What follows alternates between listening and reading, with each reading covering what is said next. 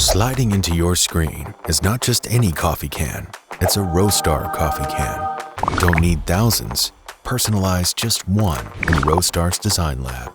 No design experience needed. Choose a pattern, add your logo and text, or create something memorable with AI. Being made in the Midwest, you can expect it on your doorstep in no time. Now that was smooth.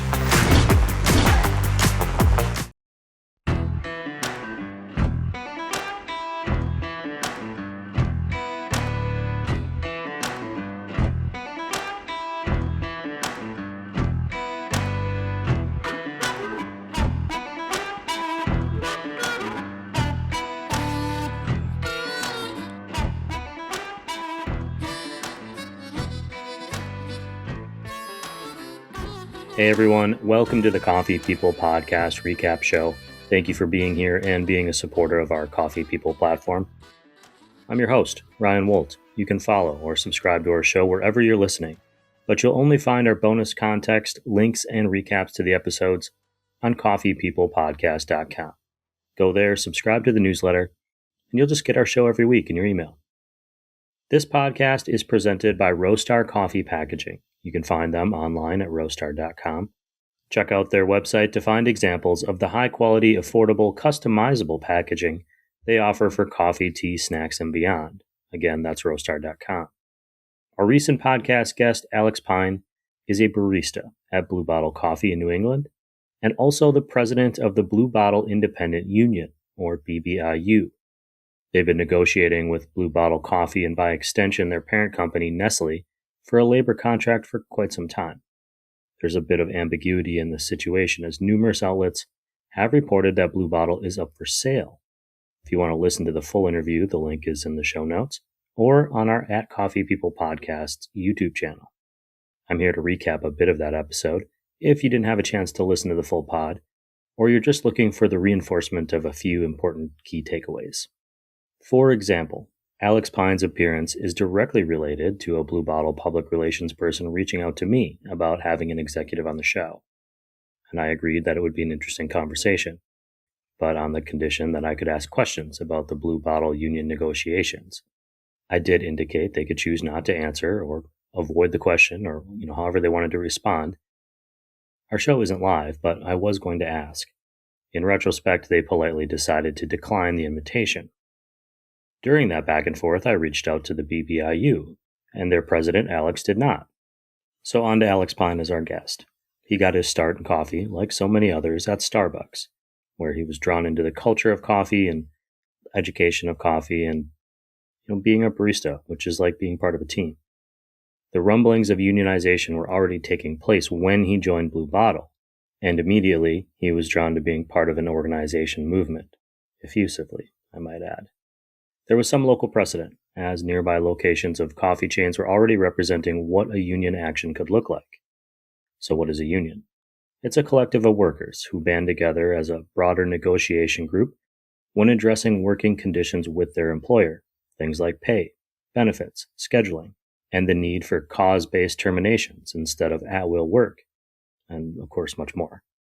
Each unionizing effort is unique, although some industries have larger established unions to create a more unified workforce, for example, the auto workers union, or the medical workers at Kaiser Permanente. According to Alex, the first phase of their union building was to have conversations with their colleagues. Get together and have a cup of coffee, social gatherings, to better understand what everyone was hoping for in exchange for supporting the unionization effort. They needed to create a majority consensus on their goals. They could have jumped right into the second step, which was to have an election, as dictated by the National Labor Relations Board.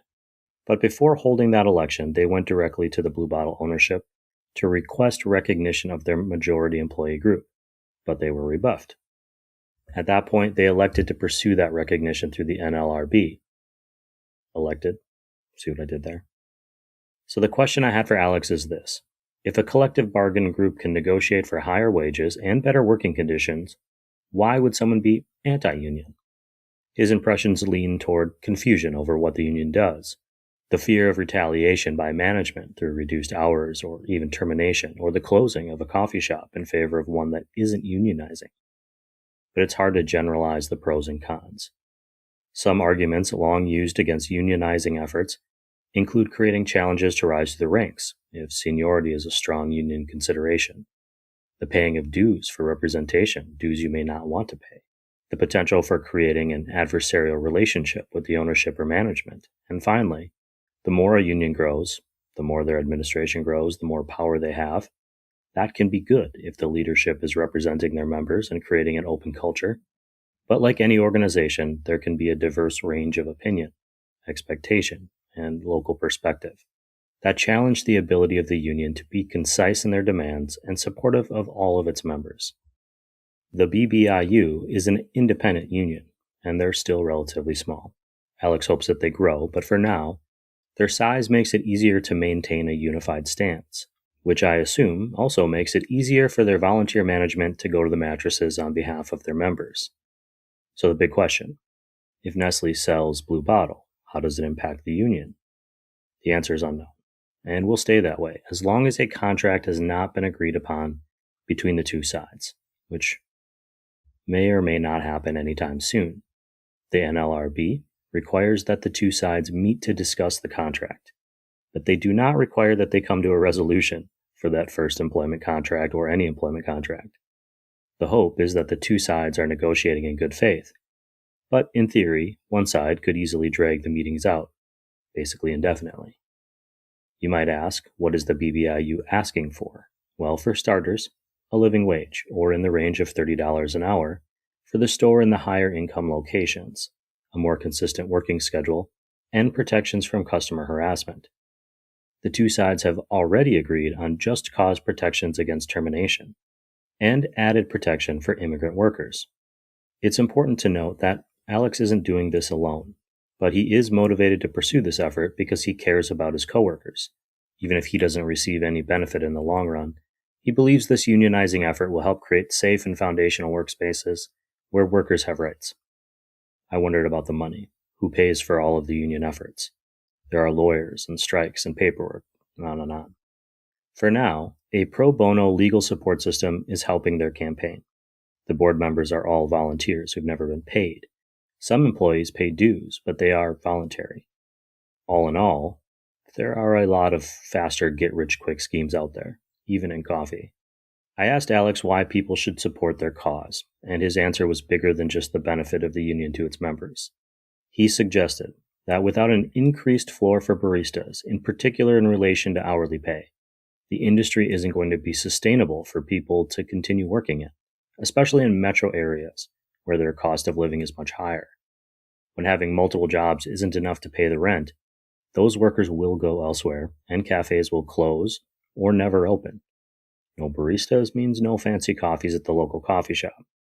The BBIU is asking customers to boycott Blue Bottle until a labor contract is reached. This creates an odd tension in which they're asking for more from the corporation, but also potentially making the business less tenable by reducing sales, and also making less money with the loss of tips, in hopes that the financial hit will motivate the negotiators on both sides to make some concessions. Another option the unionizers have to make a point or to flex their power is to stage a strike or a walkout, like they did in the fall of 2025. During that time, they've used money donated to their efforts to pay for the hours lost by the barista team. I've never been part of a union, so I can't speak to their power or their benefits or their cons directly. I can only relay what I've learned or what I've heard. When I asked Alex, why does he do this? He said it means thinking bigger than himself to create opportunity, not just for one person, but for all the people in the mix now and for those coming along behind. I'm curious as to what you think. Are unions back in fashion? Would you join a union? Why are they good or bad? Please let me know in the comments. I'm looking forward to hearing from you. That's our recap of the episode featuring barista and Blue Bottle Independent Union President Alex Pyne. You can watch or listen to the entire episode of the Coffee People podcast on most podcast platforms, and of course YouTube. We could really use your help growing our subscriber list there. Find us on youtube.com at Coffee People Podcasts. All of the important links are in this show's notes. Thank you to our friends and partners of the show, including Roastery Coffee Packaging, Civets Roasting Machines, that's Civets with an E, Hasea Coffee Source, Relative Coffee Company, our newest supporter and returning supporter, Acento Coffee Roasters, and of course, all of you. Wherever you are, please tip your baristas, and of course, drink good coffee. Cheers, everyone.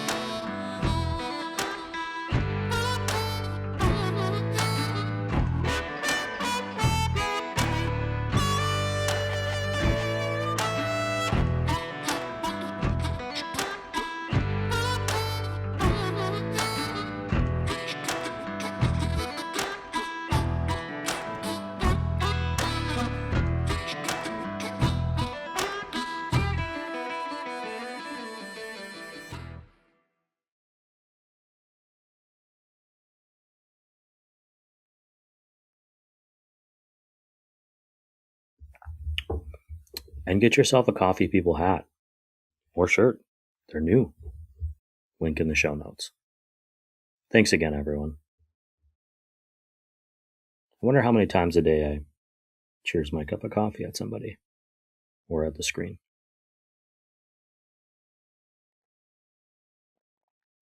Thanks for listening, everyone. Please subscribe to our newsletter at coffeepeoplepodcast.com.